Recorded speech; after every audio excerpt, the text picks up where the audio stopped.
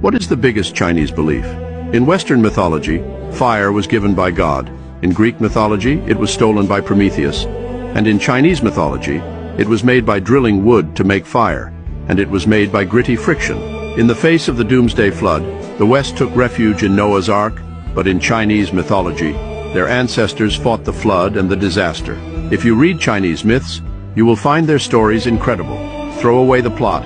Find the cultural core of the myth. You will find only two words: fight. If a mountain is in front of their house, they move it away.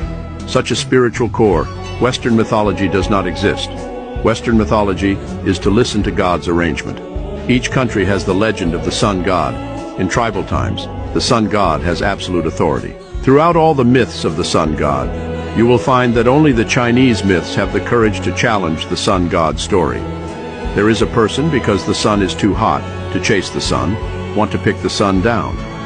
Although in the end he died of exhaustion and did not succeed, it was because he dared to fight what seemed to be an insurmountable force that another story emerged.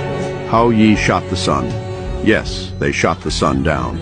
The Chinese ancestors used this story to tell their descendants that they could lose, but they could not give in. The Chinese people grew up listening to such fairy tales. The spirit of courage to fight had become genetic, and they did not realize it, but as strong as our ancestors. A girl drowned in the sea.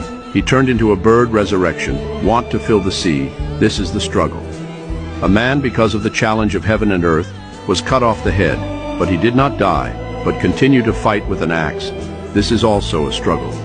Every nation's myth has its own brand. But have you ever seen a nation's myth has so many stories of the struggle between heaven and earth? Every civilization was theistic in its early days, but the Chinese were the only ones that did not fear God.